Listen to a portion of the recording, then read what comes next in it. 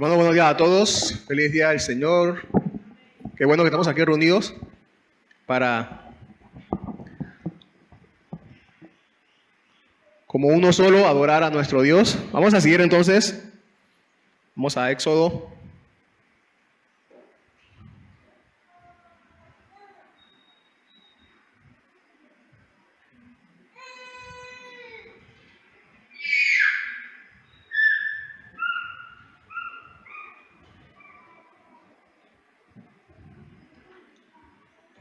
Vamos a leer del Éxodo 20, versículo del 1 al 13. Versículo 13 es el que nos corresponde hoy. Acompañan entonces allí con sus ojos, mente y corazón. Entonces Dios habló todas estas palabras diciendo: Yo soy el Señor tu Dios, que te saqué de la tierra de Egipto, de la casa de servidumbre. No tendrás otros dioses delante de mí, no te harás ningún ídolo, ni semejanza alguna de lo que está arriba en el cielo, ni abajo en la tierra, ni en las aguas debajo de la tierra. No los adorarás, ni los servirás, porque yo, el Señor tu Dios, soy Dios celoso, que castigo la iniquidad de los padres sobre los hijos, hasta la tercera y cuarta generación de los que me aborrecen, y muestro misericordia a millares, a los que me aman y guardan mis mandamientos. No tomarás el nombre del Señor tu Dios en vano, porque el Señor no tendrá por inocente al que tome su nombre en vano. Acuérdate del día de reposo para santificarlo. 6 días trabajarás y harás toda tu obra. Pero el séptimo día es día de reposo para el Señor tu Dios. No harás en él trabajo alguno, tú, ni tu hijo, ni tu hija, ni tu siervo, ni tu sierva, ni tu ganado, ni el extranjero que está contigo. Porque en 6 días hizo el Señor los cielos y la tierra, el mar y todo lo que en ellos hay, y reposó en el séptimo día. Por tanto, el Señor bendijo el día de reposo y lo santificó.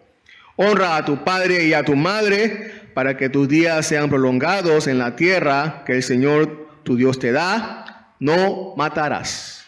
Hasta allí. No matarás. Versículo 13. Y entonces,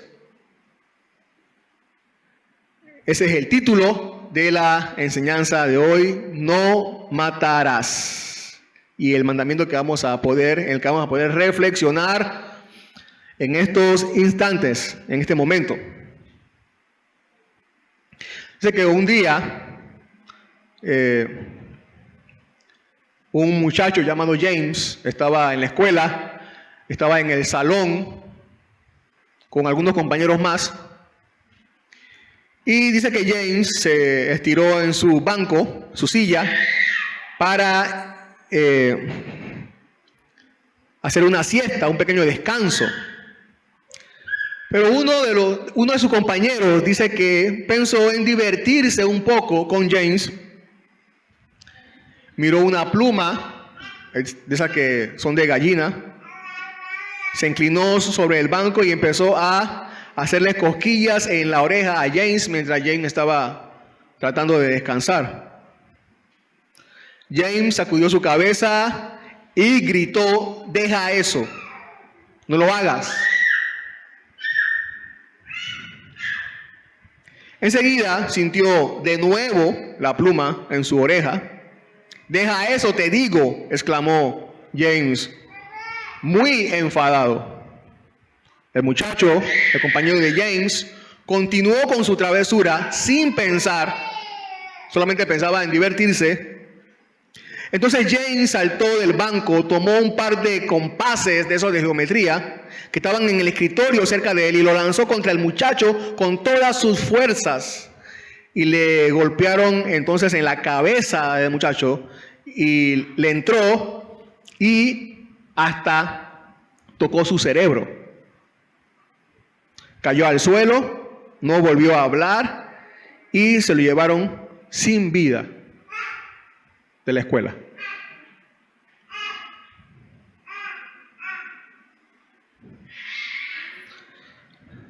James lo había matado. lo mató.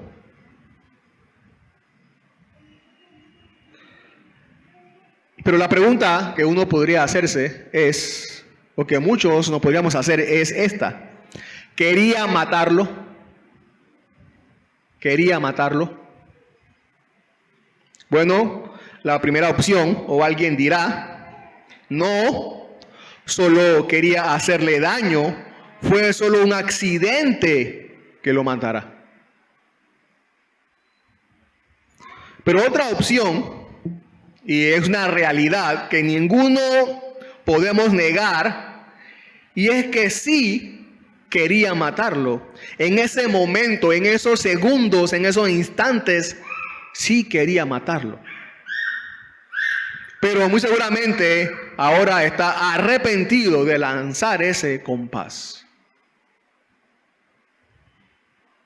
La semana pasada empezamos los mandamientos de la segunda tabla de los 10 mandamientos. Y se refieren estos mandamientos, que son 6, exclusivamente a nuestro deber para con nuestro prójimo. Cada uno de ellos, cada uno de los 6 mandamientos, dice, no dañarás a tu prójimo. No dañarás a tu prójimo. El sexto mandamiento, no matarás, prohíbe la toma ilegal e injusta de la vida de una persona. Y no solo prohíbe la violencia fatal contra el cuerpo de una persona, también el deseo de hacerlo, como vamos a ver más adelante. Porque la vida es un regalo de Dios. Porque la vida es un regalo de Dios. Este mandamiento prohíbe dañar este maravilloso regalo de Dios. ¿Qué debemos saber de este mandamiento para cumplirlo? ¿Qué debemos saber de este mandamiento para cumplirlo? Bueno, por supuesto, esta respuesta no la obtenemos de este versículo, porque no se nos dice más nada allí. Pero sí la obtenemos del resto de la Biblia. Del resto de la Biblia, esta respuesta. ¿Qué debemos saber para cumplir este mandamiento? Bueno, vamos a verlo así. Primeramente debemos saber por qué Dios lo dio, por qué Dios dio este mandamiento. Segundo, debemos saber lo que significa este mandamiento, no matarás. Y número 3, debemos saber cómo cumplirlo. ¿Cómo cumplirlo? Hay ahí algunas implicaciones para poder cumplirlo. Bueno, entonces número 1, debemos saber por qué Dios lo dio. Y vamos a ver algunas razones, quizás no todas, pero sí algunas razones de por qué Dios dio este mandamiento. La primera razón por la cual Dios dio este mandamiento es que matar al prójimo es el cumplimiento de la violación de toda la ley de Dios. Otra vez, matar al prójimo es el cumplimiento de la violación de toda la ley de Dios. Eso es lo que implica el apóstol Pablo en Gálatas 5:14, cuando dice, porque toda la ley, en una palabra, se cumple en el precepto, amarás a tu prójimo como a ti mismo. Todo pues que es contrario a amar al prójimo es prohibido por Dios y Dios lo condena. Ustedes recordarán que a Jesús en una ocasión le preguntaron, ¿cuál es el primer mandamiento? Y Jesús respondió, amarás a Dios. Es el primer mandamiento. Y entonces también Jesús les dijo a la gente, a las personas que le preguntaron, que el segundo mandamiento era, amarás a tu prójimo. Hay 2 mandamientos, los 2 mandamientos importantes. Amarás a Dios y amar al prójimo. Amar a Dios y amar al prójimo. Entonces, hay solamente 2 maneras que se puede violar la ley de Dios. Solamente 2 maneras. La manera número 1 es, o la primera manera es, odiando a Dios. Y la segunda manera es, odiando al prójimo. Odiando al prójimo. Porque la esencia de la ley es amar al prójimo.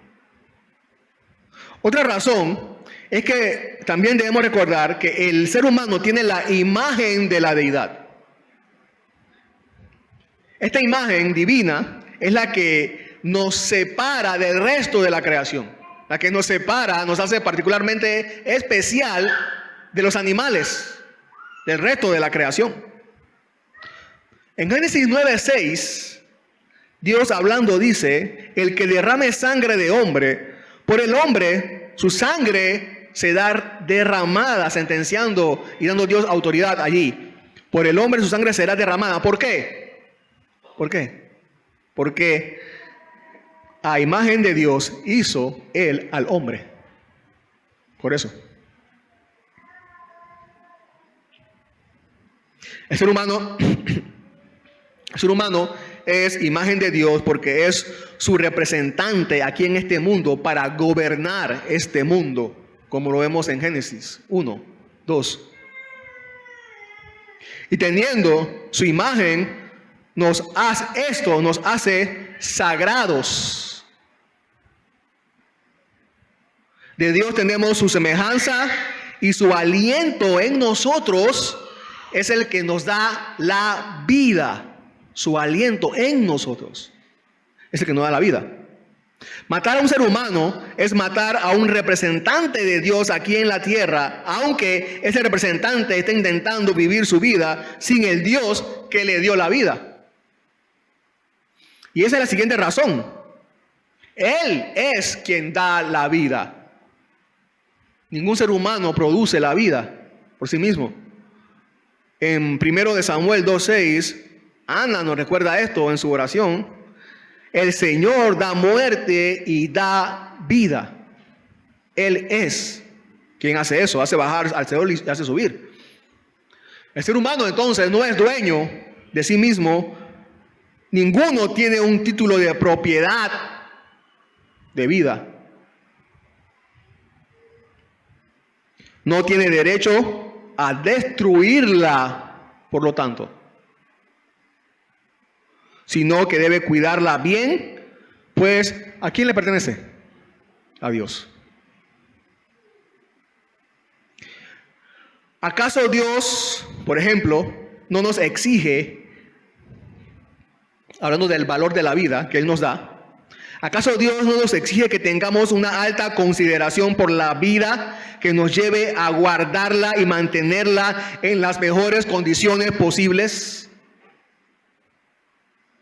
Debemos familiarizarnos con las leyes de la salud y obedecerlas. A veces decimos, qué misteriosa providencia la de llevarse a alguien tan joven. Pero ¿no sabemos acaso que las leyes de la providencia son favorables a la salud y a la larga vida? Y que la enfermedad y la muerte vienen a menudo directamente de nuestra desobediencia a estas leyes. Incluso para ganarnos la vida no debemos arriesgarla innecesariamente. Dios nos da la responsabilidad de cuidar la vida. Un comentarista dice: nuestra vida está sujeta a 1000 accidentes. Todo parece conspirar contra ella. La muerte parece dominarla al fin. Pero no. Él, o sea, Dios ha dicho: oh muerte, yo seré tu muerte. Como toda planta y árbol parece morir en invierno y revivir en primavera, así Él dice a esta vida más maravillosa en nuestros cuerpos que continuará. Y esta es la garantía y el testimonio de que así será. La cabeza de todos, o sea, el Hijo del Hombre, el Hijo unigénito de Dios, Jesús, quien murió Él mismo y resucitó. Así que el conflicto de Dios con la muerte está consumado. La tumba no nos podrá matar o retener. Por eso la vida que tenemos es sagrada para Dios. Vemos que la vida es sagrada para Dios, aquí y en la eternidad. Por eso Cristo la ganó por nosotros. ¿qué mayor razón para darnos entonces este sexto mandamiento?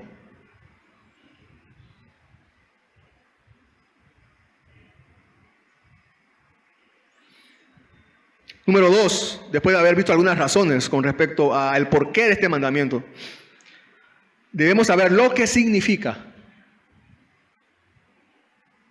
Lo que significa este mandamiento: no matarás.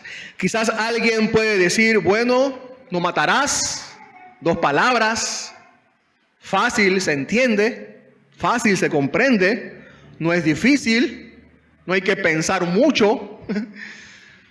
No matarás. No matarás es no matarás. Pero una pregunta surge si por lo menos tenemos una idea básica de lo que toda la Biblia, si hemos leído la Biblia y lo que enseña, surge la pregunta: ¿este mandamiento incluye todas las formas de matar? Este mandamiento incluye todas las formas de matar. No matarás. Lo que nos enseña todo el contexto de la Biblia es que este mandamiento no debe tomarse en un sentido ilimitado, sino limitado. No debe tomarse en sentido ilimitado, como si prohibiera todo derramamiento de sangre o toda muerte. Vemos entonces que está limitado a las criaturas racionales, hombres, mujeres, niños, de cualquier edad, sexo, condición o nación, inclusive a los que no han nacido todavía. Ningún hombre, ninguna persona tiene derecho a quitar la vida o su propia vida o la vida de otro por capricho personal o venganza, ya sea directa o indirectamente. Por ejemplo, en Éxodo 21:14 se nos amplía una definición de este mandamiento. ¿Qué quiere decir? No matarás. Éxodo 21:14 dice: sin embargo, si alguien se enfurece contra su prójimo para matarlo con alevosía, lo tomarás aún de mi altar para que muera. Entonces, ese es el significado específico. Si alguien se enfurece contra su prójimo para matarlo con alevosía, capricho personal, deseo personal o venganza. Entonces, por supuesto, no matarás no se refiere a matar animales para comer. Cuando alguien mata a un animal, no está violando el mandamiento, no matarás. Tampoco no se consideran infracciones de esta ley o transgresión a esta ley el asesinato de hombres en una guerra por defensa o en defensa de uno mismo cuando su propia vida está en peligro. Por ejemplo, Éxodo 22:2 dice: si el ladrón es sorprendido forzando una casa y es herido y muere, no será homicidio. No será homicidio. No hay condena para matar al que mató al asesino.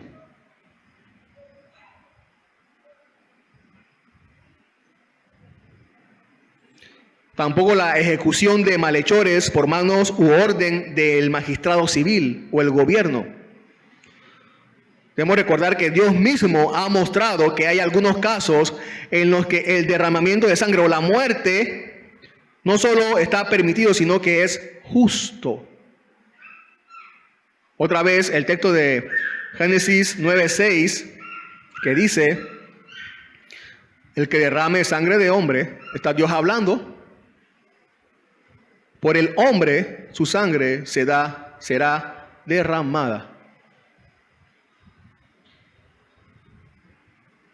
Mucho tiempo después, cuando se estableció la antigua ley mosaica, la vida de un asesino debía ser tomada por esa ley y no debía haber ningún tipo de intercambio para ser librado de esa condena. Por lo tanto, La voluntad de Dios es que el asesino sea condenado a muerte. Más aún, es su voluntad que otros males intolerables que de otra manera invadirían la sociedad sean controlados por la fuerza. Y si en el esfuerzo por prevenirlo se toma o se mata, es conforme a la voluntad de Dios.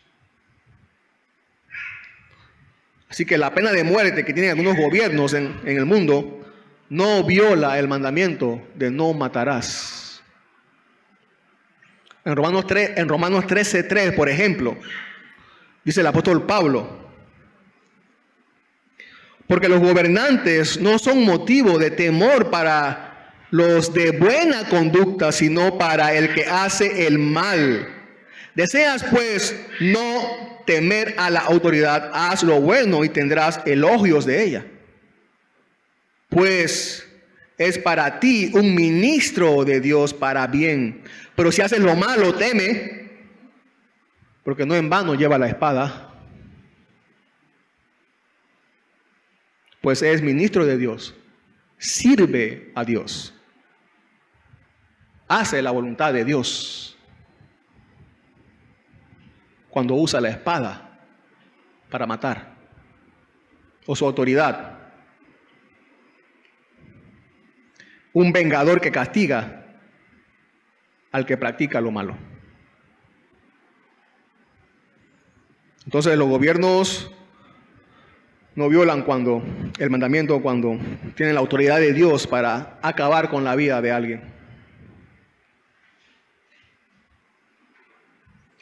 La vida humana es sagrada, pero no lo es tanto como el fin para el que Él dio la vida. Es decir, que el hombre o el ser humano creado a imagen de Dios cumpla con la voluntad de Dios.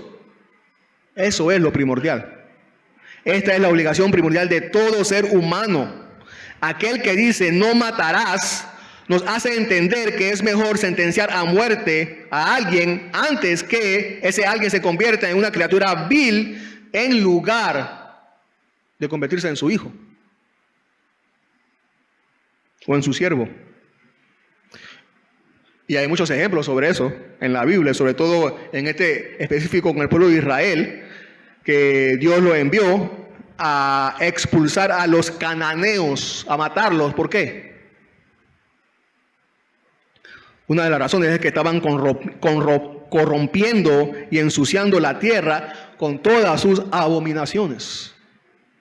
Debían ser eliminados de la tierra.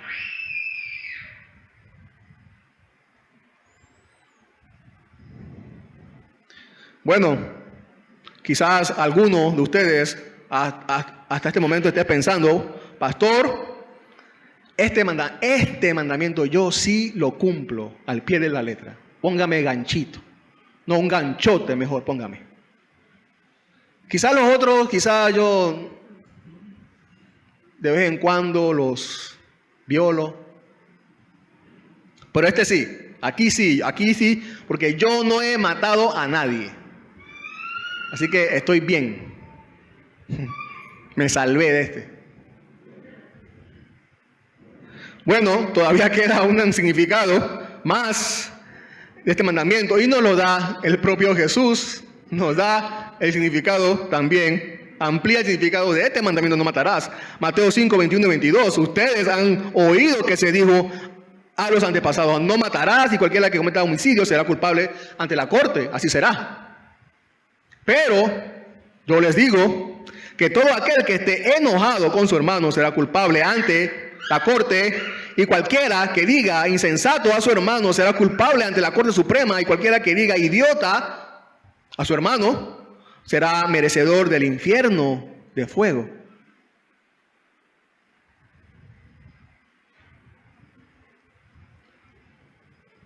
Dios condena a la persona cuando efectúa el asesinato.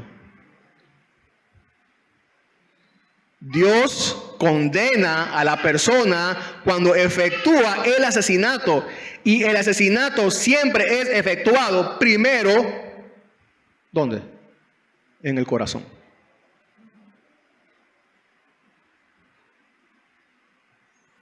Entonces, también matamos cuando nuestros sentimientos son de desprecio hacia alguien y no del amor, que es el cumplimiento de la ley de Dios.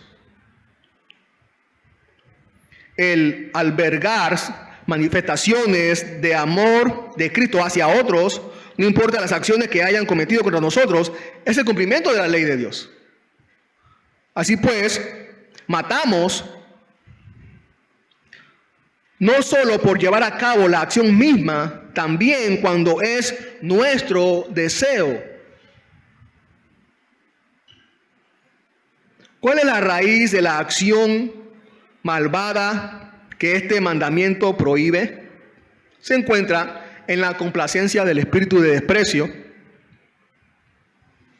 Si no existiera el odio, si no existiera el desprecio, ni el deseo de hacer daño, no hubiera tal mandamiento.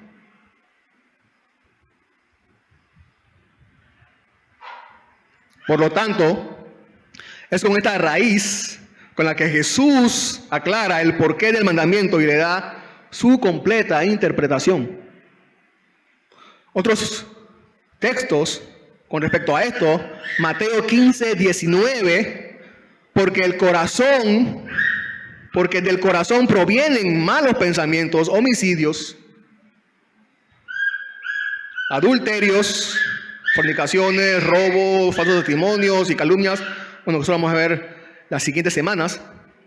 Otro, también, texto popular es Santiago 4.1. ¿De dónde vienen las guerras y los conflictos de ustedes, entre ustedes? ¿No vienen de las pasiones que combaten en sus miembros? Ustedes codician y no tienen, por eso cometen homicidio. Son envidiosos y no pueden obtener, por eso combaten y hacen guerra. Otro texto también es Primera de Juan 3:15. Todo el que agarra un cuchillo, dice allí. Todo el que dispara, dice allí. Todo el que aborrece a su hermano es un asesino. Y ustedes saben que ningún asesino tiene vida eterna permanente en él. Y yo sé de paso, el asesinato, ustedes saben que es un pecado diabólico, porque hace que una persona se muestre como hijo del diablo. Porque él fue un asesino desde el principio, según Juan 8:44, ¿se acuerdan? Cuando él le dijo a nuestros primeros padres que no iban a morir, pero sí murieron. Sí murieron. Trajo la muerte al mundo. La ira es un asesinato en el corazón. Y el corazón es el todo de la persona. Por eso el corazón iracundo obtendrá la misma condena del juicio de Dios que la mano asesina en una corte terrenal. La misma condena.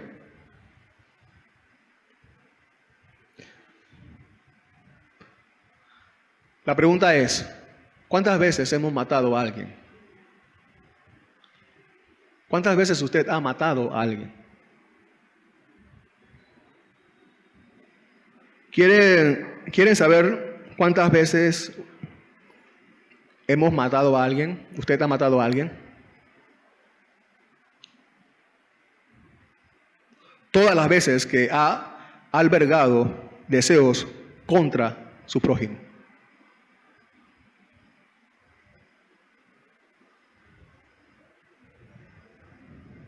Las armas con las que podemos matar a alguien no solamente son revólver, pistola, cuchillo, piedra, palo.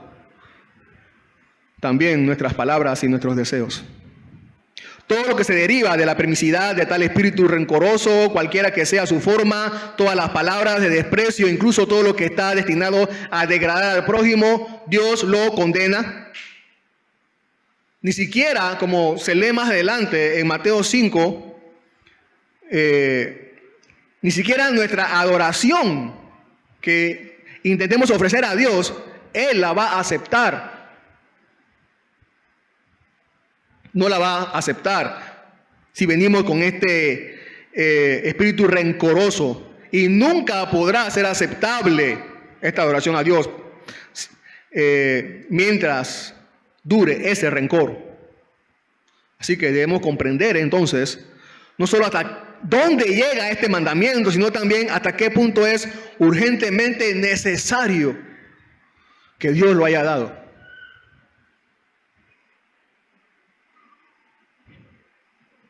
Ya que el espíritu de desprecio es un espíritu de homicidio.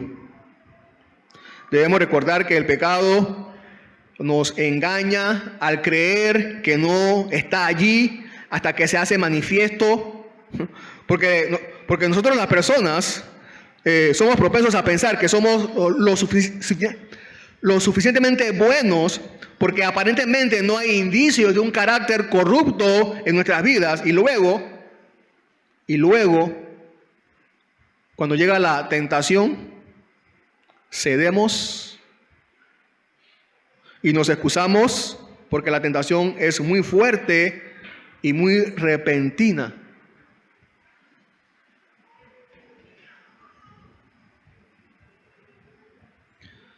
Por eso es una gran verdad que los pecados cometidos por otros pueden sugerirnos lo que nosotros mismos podemos llegar a hacer. Y así, en cierto sentido, podemos ser humillados por ellos cuando los aplicamos como medida de las profundas posibilidades de pecado que están dentro de nosotros mismos.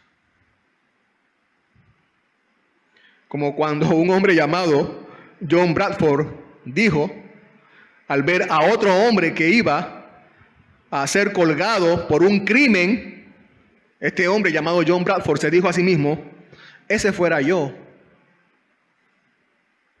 pero solo por la gracia de Dios no lo soy, pero ese fuera yo.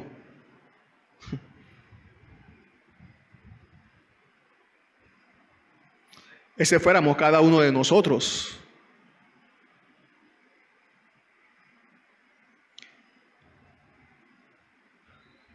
Cometiéramos todos esos crímenes, pero solo por la gracia de Dios no lo somos. Así que, número 3, ¿qué debemos hacer? ¿Cómo podemos cumplir este mandamiento? ¿Cómo podemos hacerlo? ¿Cómo podemos fortalecer este principio de obediencia que estamos llamados a abrigar?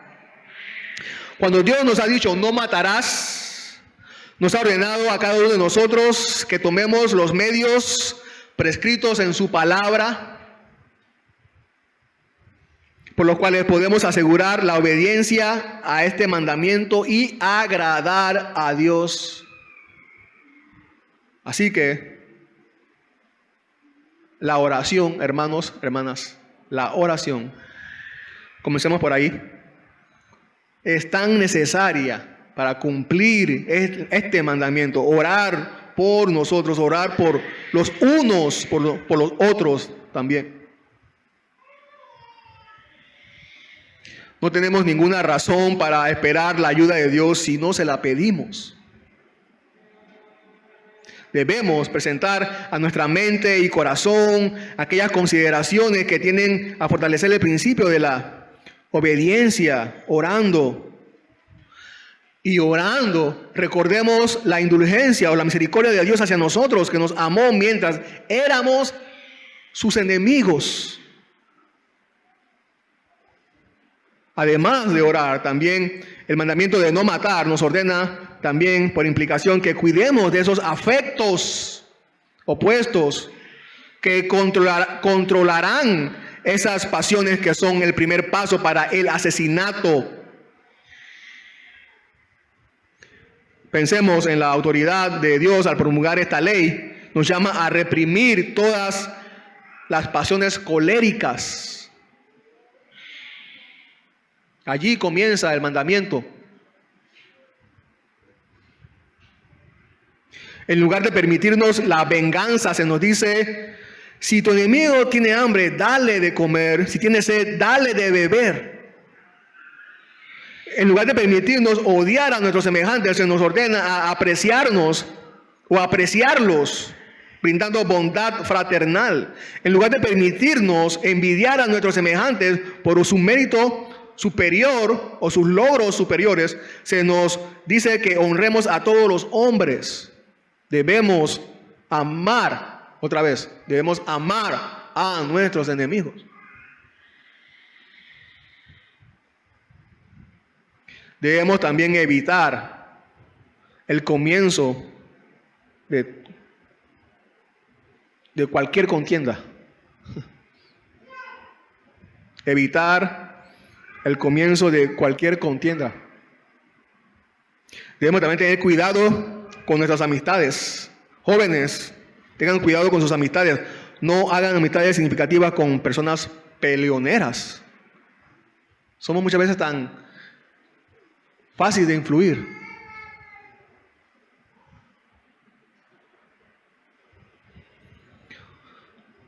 Además, guardemos todos los prejuicios contra los demás. No imaginemos el mal contra nadie. Formemos estos hábitos que alimentan todos los afectos más puros y mejores.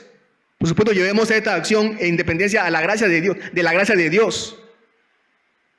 Y hay muchos motivos para hacer eso. Nos traerá mucha consolación en nuestros corazones y tiende a darnos también una firme felicidad de este lado de la eternidad y a prepararnos para esa morada eterna donde no entrará ninguna pasión de enojo. La siguiente recomendación nos la da el apóstol Pablo, Romanos 12:19. Amados, nunca tomen venganza ustedes mismos. ¿Por qué? Bueno, denle lugar a la ira de Dios, porque escrito está: mía es la venganza, yo pagaré, dice el Señor. Es de Él. No se nos está permitido a nosotros vengarnos. Es de Él la venganza. Así que el deber implícito es que debemos hacer el bien, más el bien, todo el bien que podamos a los demás. Debemos preservar la vida de los demás, consolar las aflicciones, las tribulaciones de los demás, aliviarlos en lo que podamos de las necesidades de los demás. Ser como el buen samaritano que ayudó a la persona herida, derramó el vino, aceite en sus heridas. La gracia hace que el corazón se ablande, provoca la simpatía, la bondad, la caridad, así como se derrite nuestro corazón en la humillación hacia Dios. También lo hace por la compasión hacia los demás. También tenemos que recordar que el amor anhela la misericordia, el verdadero amor anhela la misericordia. El amor, dice alguien, como una vasija llena, tiene que derramarse, se derrama en actos de liberalidad, aliviar las necesidades de los demás. Entonces no nos deja a nuestra elección, sino que es un deber que nos incumbe. Decía el apóstol Pablo a Timoteo: encarga a los ricos de este mundo que hagan el bien, que sean ricos en buenas obras. Dios suple nuestras necesidades. Así como Él suple nuestras necesidades, nosotros también debemos suplir las necesidades de los demás, de nuestro prójimo. Seremos solo como una esponja para succionar la misericordia de Dios y no como un caudal de los propósitos de Dios.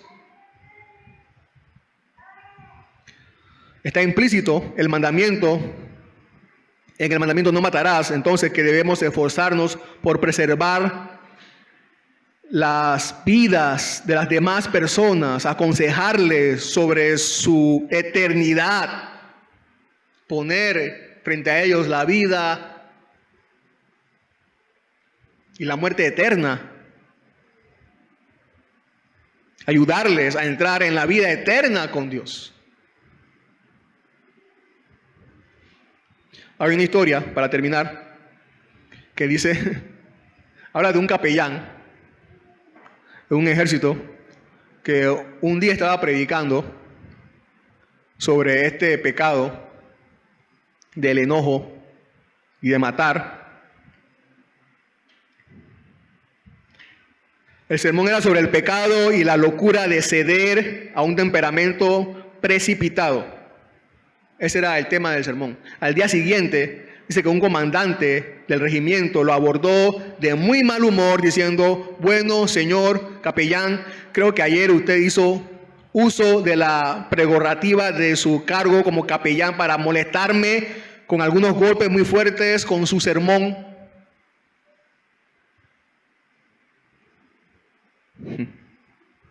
Ciertamente, dijo el capellán, pensé en usted mientras preparaba el sermón. Pero no tenía ni intención de ser personal ni cortante. Respondió el comandante, bueno, es inútil. Dijo es inútil. Tengo un temperamento precipitado y no puedo evitarlo, no puedo controlarlo. La cosa está así, es imposible para mí. No puedo. Y allí queda todo. El domingo siguiente, dice que el capellán predicó sobre el autoengaño y las vanas excusas que los hombres, que las personas acostumbran a poner. En el sermón él dice, ¿por qué? Pregunta, ¿por qué? ¿Por qué? Un hombre declara que es imposible controlar su temperamento cuando sabe muy bien que si la misma provocación ocurriera en presencia de su soberano general, no solo podría, sino que se controlaría por completo. Y sin embargo, se atreve a decir que la presencia continua del Rey de Reyes no le impone ni contención ni temor. Al día siguiente, el predicador volvió a encontrarse con este oficial, quien le dijo humildemente, ayer tenías razón.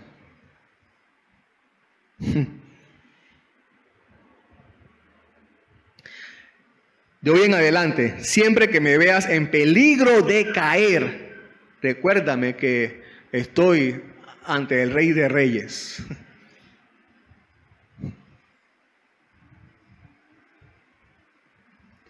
Hermanos, hermanas, tenemos por seguro que solo hay una cosa que puede salvarnos y es esa gracia de Cristo, que donde abundó el pecado, abundó mucho más para nosotros. Dios nos perdona, esa es nuestra esperanza, cuando acudimos a Él y nos limpia de toda injusticia. Nos limpia de toda injusticia, derramando en nosotros el amor de Cristo, por el cual cumplimos la ley de Dios. Oremos. Señor, gracias por tu palabra y por este sexto mandamiento, que nos ayuda también a ver cómo somos para poder acudir a tu ayuda, acudir a ti en busca de auxilio y encontrar esperanza y consuelo en ti. Perdón también. Gracias, Señor, porque con tu gracia nos ayuda, Señor, a poder agradarte, aún a cumplir, Señor, este sexto mandamiento. ¿Cuánto te necesitamos, Señor? Ayúdanos. Es nuestra oración. Amén.